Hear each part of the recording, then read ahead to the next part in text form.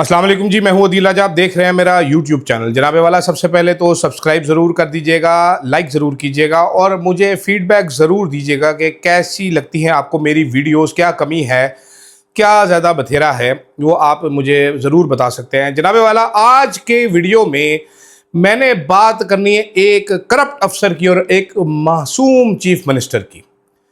मैंने बात करनी है इस्टेब्लिशमेंट की बंदी अलीमा खान की, और मैंने साथ साथ बात करनी है कि तहरीक इंसाफ किसको अपनी सफ़ों से निकालने जा रही है और क्यों। साथ साथ आपको बताऊंगा कि ये जो इनकी अपनी अंदरूनी लड़ाई है ये कहां तक जा पहुंची है। तो शुरू करते हैं हम। सबसे पहले तो जनाबे वाला, ये कहानी जो मैं आपको सुनाने जा रहा हूं ये है सियालकोट की। अब सियालकोट के बहुत सारे तारुफ हैं। मतलब सियालकोट एक छोटा सा शहर है जहाँ पर एक ड्राई पोर्ट है, इंटरनेशनल एयरपोर्ट है, अल्लामा इकबाल का शहर है, फैज़ अहमद फैज़ का शहर है, आपके सबके मेरे फेवरेट मलिक रियाज साहब भी वैसे बाय द वे सियालकोट के ही हैं। और तो और सानिया भाभी भी, ब्याह के सानिया मिर्ज़ा साहबा सियालकोट ही आई थी, शुएब मलिक। और सियालकोट शहर की एक ख़ास बात है जनाबे वाला, सियालकोट शहर की ख़ास बात यह कि ये सबसे ज़्यादा एक्सपोर्ट्स फेच करता है पूरे पाकिस्तान में। अमीर लोग यहाँ पर रहते हैं। इसके अलावा भी सियालकोट की कई खसूसियात हैं। मिसाल के तौर पे आप पिछले अदवार में नज़र डालिए, मैं जहाँ तक याद करता हूँ, चले मुशर्रफ दौर से ले लेते हैं। हर दौर में सियालकोट से एक ना एक वफाकी वजीर ज़रूर आता है फेडरल कैबिनेट में। अमीर हुसैन, आपा फिरदौस, ख्वाजा आसिफ, उस्मान डार, एक टाइम पे दो भी रहे। वो फिरदौस आशिक अवान और डस्के से अली असजद मली साहब। तो इतना अहम शहर है सियालकोट। अब मैं अंसार अब्बासी की मैंने खबर पढ़ी, जब उन्होंने बताया, खबर थी कि चापलूसी थी, जो उन्होंने कहा मरियम नवाज की अनवेवरिंग जो है वो कमिटमेंट है टुवर्ड्स मेरिट, उन्होंने एक नहीं सुनी और संघेड़े को नासों से पकड़ के जेल में डाल दिया। फिर मैंने हवलदार मुनीब का भी वीलॉग देखा जिसमें उन्होंने कहा ये संघेड़ा तो टोका था, टोका।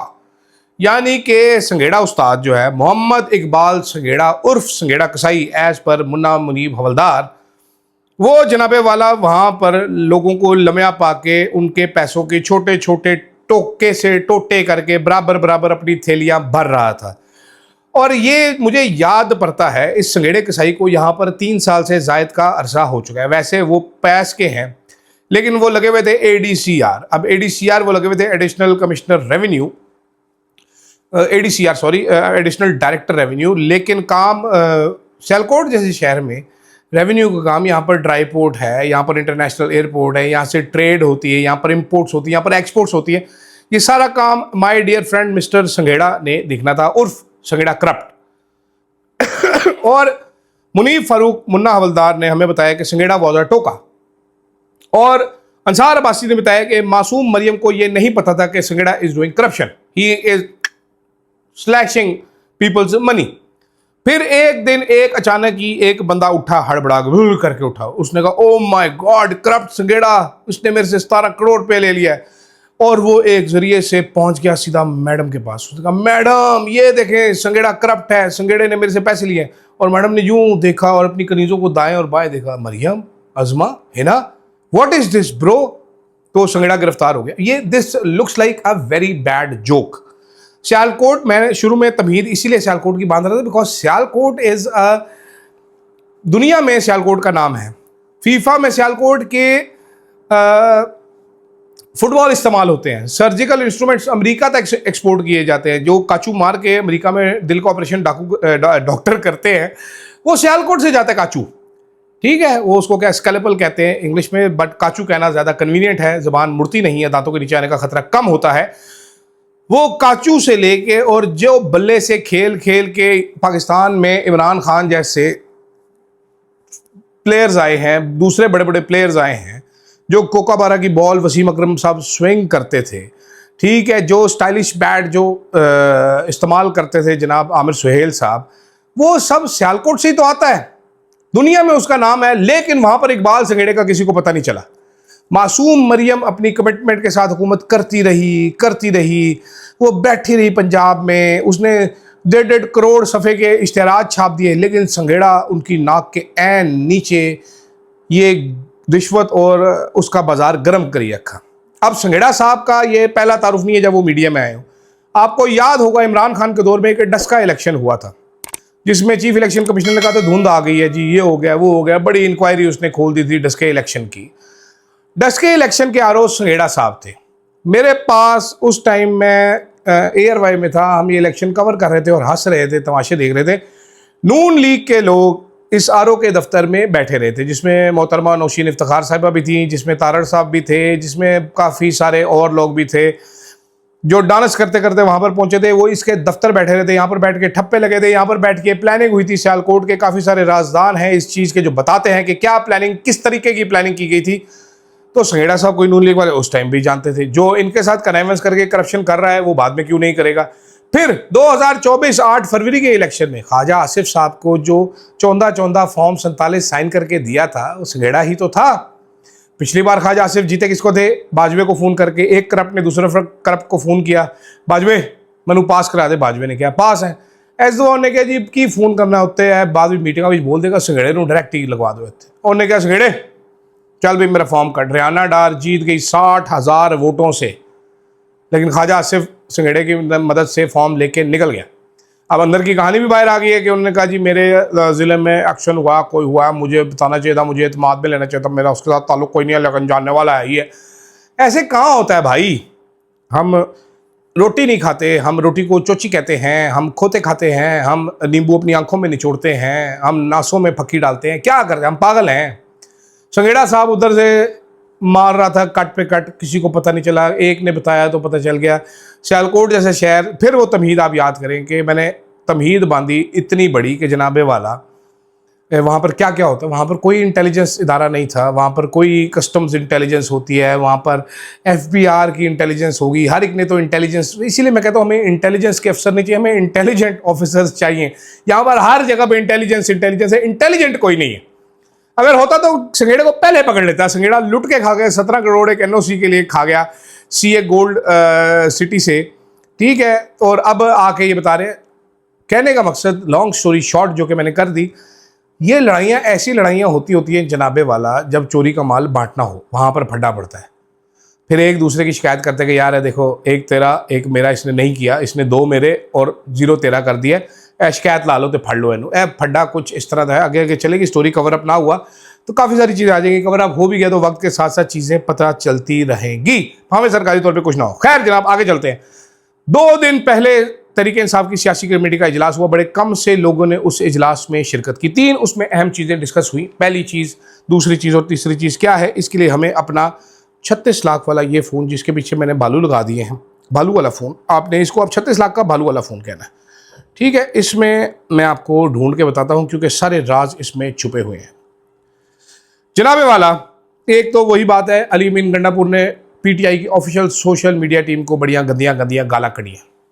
वजूहत उसकी आपको पता है, वो कुछ नहीं। दूसरी चीज़ मेरे लिए थी, वो ज़रा अजीब सी चीज़ थी कि अली अमीन गांडापुर ने जुनैद अकबर और उनके ग्रुप की बड़ी के खिलाफ बड़ी बातें की हैं, बड़ी साजिशें की हैं, बड़ी बदतमीजियाँ की हैं। अब ये लड़ाई रुकने में आ नहीं रही तहरीक इंसाफ की। छोटे गंदे गली के बच्चों की तरह लड़ते रहते हैं हर टाइम पे, और फिर बाहर से कोई दूसरा आता है, उनको चपेड़े मार के चले जाते हैं, इनको समझ नहीं आती, फिर रोते रहते हैं बैठ के। तीसरा जो फैसला वो बड़ा दिलचस्प है। इस फैसले में शामिल थे अली अमीन गंडापुर साहब, सज्जाद बरकी साहब, साहिबजादा हामिद रजा और चंद और लोग। ये 3 मुझे सारे 10 याद है, एक मैं भूल रहा हूँ नाम, फिर मैं मोबाइल खोलूँगा तो मेरी तवज्जो भटक जाती है। फैसला किया गया कि अमेरिका में मुकीम एक पाकिस्तानी शख्स हैं जो कि तहरीक इंसाफ का हिस्सा है, उनकी कोर कमेटी का और सियासी कमेटी का भी हिस्सा है, उनको अब तहरीक इंसाफ से निकाल दिया जाए। मैंने जो हिंट्स दे दिए इतनी काफ़ी हैं, ठीक है। इससे आपको समझ जाना चाहिए कि वो शख्स कौन है। अगर फिर भी आप समझ नहीं पाए तो कमेंट में ज़रूर पूछ लीजिएगा मेरे से, मैं आपको अगले व्लॉग में बता दूंगा। तो अब देखते हैं जनाब कि अगली इमरान खान की मुलाकात होती है, उसमें क्या होता है, क्योंकि वो साहब कहते हैं कि मुझे इमरान खान ने रखा हुआ है और अब ये पार्टी उनको निकालना चाहती है तहरीक इंसाफ के अंदर से ही। अंदर से बाहर निकालने से याद आया, कुछ अर्सा पहले शेर अफजल मरवत साहब को भी अंदर से बाहर कटा था, तो उस दिन शेर अफजल मरवत साहब पहुंच गए, उन्होंने कहा मैंने वापस अंदर पा लो। शंदाना गुलजार साहिबा, शरियार अफरीदी साहब, असद कैसर साहब, ये शेर अफजल मरवत के बड़े सपोर्टर हैं। फिर शेर अफजल मरवत साहब रात को TV पे चढ़े, वो एक टाउट नॉन बहरूपिया के प्रोग्राम में गए और वहाँ पर जाकर उन्होंने कहा जी अलीमा खान इस्टेब्लिशमेंट की बंदी है। और इसको इस्टेब्लिशमेंट ने प्लेस किया हुआ है ताकि इमरान खान जेल में बाहर ना आ सके। उन्होंने ये भी बताया कि बहनें फैमिली नहीं होती। मुझे पहली बार पता चला नाजरीन, बुढ़ा हो गया हूँ मैं तो अपनी बहन को बड़ा प्यार करता हूँ, उसको गिफ्ट्स लेके देता हूँ जब मुझे चांस मिल जाए कोई ना कोई। तो फैमिली ही होती है बहन। हमने तो सुना था बेगम शेगम तो भाई दूसरी तीसरी भी हो सकती है। इस्लाम में बहन जो पैदा होते हैं बस वही रहते हैं, आगे पीछे बढ़ते चढ़ते नहीं हैं। उसके बाद मुंह बोली बहनें नहीं होती, बहनें असली वाली होती हैं। लेकिन इन्होंने मरवत साहब ने कहा जी ये इस्टेब्लिशमेंट की बंदी है, ये इस तरह है, ये उस तरह है। मैं सोच में पड़ गया कि अच्छा इमरान खान की बहन भी इस्टेब्लिशमेंट की बंदी है, गौहर भी इस्टेब्लिशमेंट का है, अली बिन गंडापुर भी इस्टेब्लिशमेंट का। खैर कुछ तो हैं अभी काफ़ी लोग, सारे इस्टेब्लिशमेंट के हैं। तो इमरान खान एंटी इस्टेब्लिशमेंट क्यों हो गया आजकल, ये क्या चक्कर, क्या कंफ्यूज हो गया मैं ये सोच करके। फिर मैंने कहा जी मरवत साहब जो है ये पार्टी में वापस आना चाहते हैं या नहीं आना चाहते। फिर हमने रब्ता किया अमेरिका में एक साहब से। मैंने कहा जी mister Marwat was there in Las Vegas, do you know anything about him. कहता है जी वो बड़ी गंदी गंदी गालियाँ निकाल रहा था, इमरान खान की कैरेक्टर असैसिनेशन करके गया है शेर अफजल मरवत। इन्होंने बड़ी गलीज और लूज़ किस्म की टॉक की है इमरान खान के बारे में, बड़े नाराज़ थे और कह रहे थे मैं बहुत बड़ा लीडर हूँ तहरीक इंसाफ का, मेरे से जेलस होकर मुझे निकाला जा रहा है। तो फिर मैं मज़ीद कन्फ्यूज़ हो गया। अभी मरवत साहब कहते हैं मैं तहरीक इंसाफ इमरान खान की रिहाई के एहतजाज को लीड करने के लिए तैयार हूँ। मैं ये समझने से कासिर हूँ कि सलमान राजा साहब भी हैं यहाँ पर, गौर साहब भी हैं, इतने बड़े बड़े दिमाग हैं। ये सारे दिमाग अगर एक कटोरी में रखो तो 250 मन उस कटोरी का वजन हो जाए। इनके इतने बड़े बड़े दिमाग हैं भाई। वो हर टाइम नारे मारता है जी मैं लीड करने के लिए तैयार हूँ। उसको को चलो जी ये लो आपका इम्तहान है 14 अगस्त, 15 अगस्त, 16 अगस्त, 1 सितंबर, लीड कर जी एक एहतजाज, तू प्लान कर, तू निकाल इमरान खान को कैसे, you are the sole planner, कर तू एक एहतजाज, हम देखें तुझे। वाई नॉट ब्रो, करके तो देखें ज़रा, पता लग जाए। फिर आप तरीके इंसाफ साइड में बैठ जाएं क्योंकि ये मोटिवेशनल है, ये खुद ही करते हैं। ये कहेंगे फिर मुझे फंड्स भी दो, फिर मुझे बंदे भी दो, आगे फिर कहानियाँ बड़ी आएंगी। क्योंकि मुझे पता है पहले जो एहतजाज होते थे उनमें बंदे कहाँ से आते, तो इसलिए मरवत साहब रहने दें, ये ना करें, आपकी मेहरबानी है। हैं तो आप भी एक सैंपल ही वैसे अल्लाह के हुक्म से। इमरान खान ने भी चुन चुन के सैंपल ढूंढे, पता नहीं कहाँ कहाँ से ढूंढता रहा है, मुझे कोई पता नहीं, नो आइडिया, ज़ीरो आइडिया, 0/-निल/कोको आइडिया है मुझे। खैर फिलहाल नाजरीन आज के व्लॉग में इतना ही काफ़ी है मेरे ख्याल है। ज़्यादा मैं बोला तो और भी बातें जो मैं नहीं बताना चाहता बता सकता हूँ आपको, तो आप इतनी बातों पे इक्तफ़ा कीजिएगा। अगर व्लॉग पसंद आया हो तो लाइक, सब्सक्राइब और शेयर ज़रूर कर दीजिएगा। फीडबैक तो मैं कहता हूँ मस्ट है चॉइस साहब। आपको मेरे हुस्न की तारीफ़ करनी है तो आप खुल खुला के कर सकते हैं, वरना कोई ख़राबी है तो मुझे उसका फ़ीडबैक भी ज़रूर दीजिए। फ़िलहाल के लिए इजाज़त दीजिएगा। अल्लाह हाफ़िज़।